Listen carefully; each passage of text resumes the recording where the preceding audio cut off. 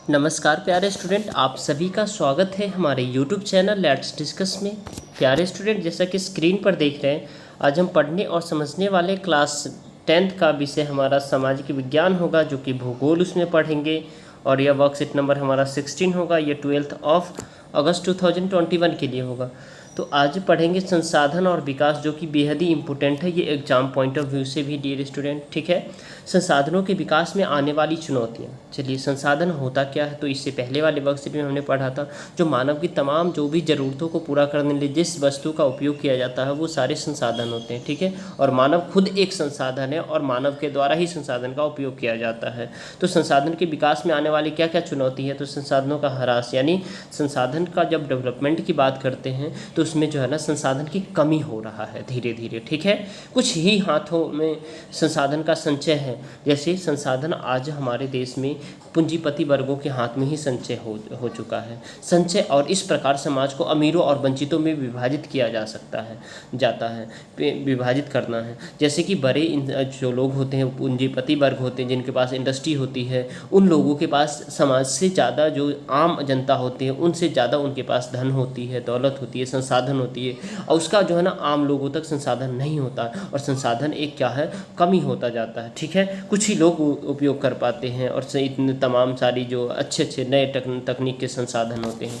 संसाधन के अंधाधुंध उपयोग ने वैश्विक परिस्थिति संकट जैसे ग्लोबल वार्मिंग ला दिया, और इस तरह से संसाधन का जो हमने ज़बरदस्त प्रयोग किया है, ये संसाधन वैश्विक परिस्थितियाँ संकट खड़ा कर दिया है। वैश्विक परिस्थिति यानी विश्व स्तर पर जो है ना एक जो है ना क्या हुआ है, जो समस्याओं का जो क्या कर दिया है, उजागर कर दिया है, जिसमें ग्लोबल वार्मिंग, ओजोन परत की कमी और पर्यावरण प्रदूषण और भूमि क्षरण का जन्म दिया है। जैसे कि आप सभी को पता है डियर स्टूडेंट, ग्लोबल वार्मिंग क्या होता है। जैसे ये हमारा अर्थ का लेयर है, ठीक है, ये हमारा अर्थ का लेयर है, ठीक है, ये 3 लेयर में ये हमारा अर्थ होता है। ठीक है, तो यहाँ से जब आपका सन आता है, ठीक है, याद रखिएगा ये सन है, ठीक है, ये सन जब यहाँ से आता रहता है, ठीक है, तो सन की रोशनी यहाँ तक, कुछ तो रोशनी इसके अंदर, कुछ इससे डिफ्लेक्ट हो जाती है, कुछ रोशनी इसके अंदर आ जाती है, कुछ जो इसके हीट है थोड़ा सा आती है, कुछ आकर के यहाँ से फिर वापस हो जाती है, कुछ आकर के यहाँ से वापस हो जाती है। तो ये जो डियर स्टूडेंट, ये जो प्रोसेस है इस जगह पे वापस होना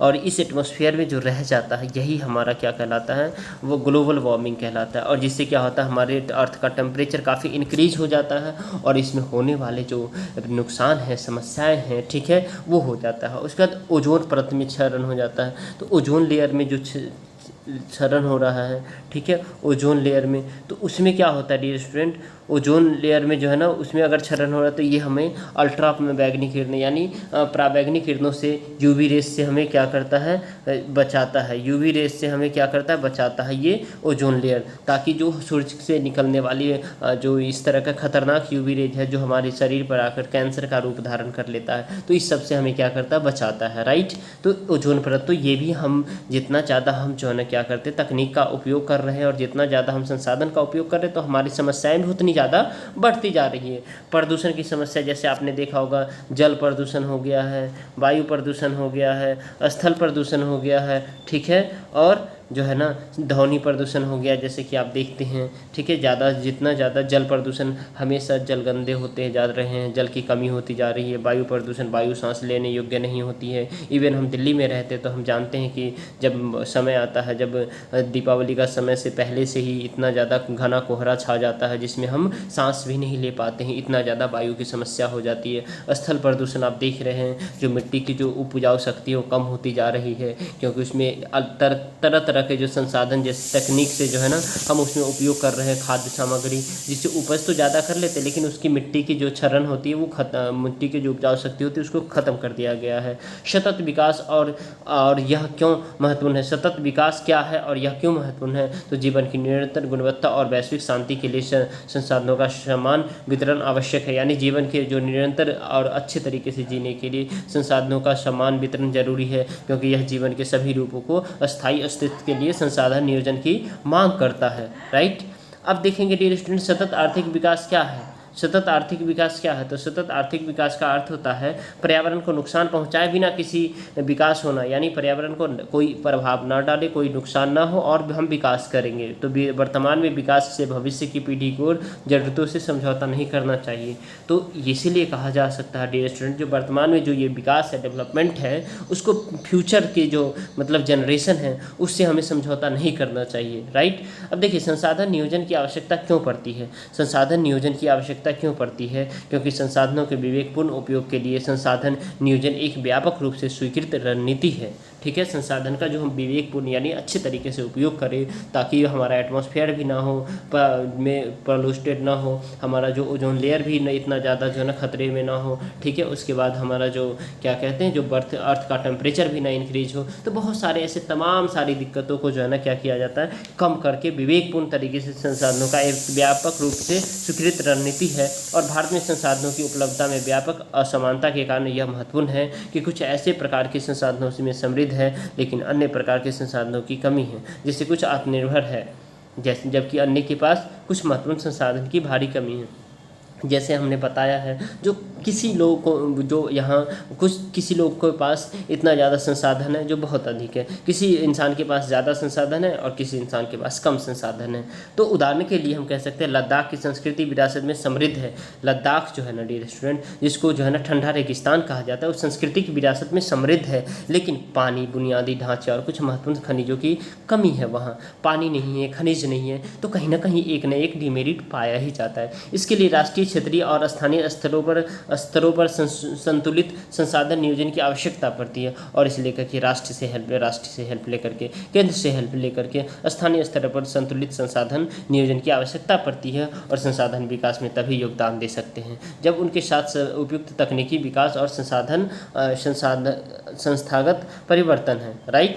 अब डियर स्टूडेंट इसमें देखेंगे हम जो संसाधन नियोजन के चरण कौन कौन से चरण हैं। तो संसाधन नियोजन के देश के सभी क्षेत्रों में संसाधन की पहचान और सूची, संसाधन का सर्वेक्षण, मानव चित्र, मात्रात्मक और गुणात्मक अनुमान और माप होता है। जैसे संसाधन नियोजन के चरण में सबसे पहले देश के उन तमाम सारे क्षेत्रों का जो संसाधन है उसकी हमें पहचान करके उसकी सूची बनानी है और संसाधन का जो सर्वेक्षण करना है, सर्वेक्षण में कौन से संसाधन कहाँ हैं, ठीक है। और उसके बाद मानचित्र पर उसे ड्रॉ करना है। मात्रात्मक है यानी वो कितने क्वांटिटी में है, कितने जो है ना कितने क्वांटिटी में है, कितने गुणात्मक में है, या तो वो मतलब हमारे लिए गुणात्मक में है, या तो नंबर में है, या तो संख्या में है, नंबर में है, या फिर वो ज़्यादा मात्रा में जो काउंट नहीं किया जा सकता, अनुमान और माप के आधार पर। उसके बाद संसाधन विकास योजनाओं को लागू करने के लिए उपयुक्त प्रौद्योगिकी, कौशल और संस्थागत ढांचे के साथ साथ योजना संरचना विकसित करना चाहिए। यानी संसाधन को डियर स्टूडेंट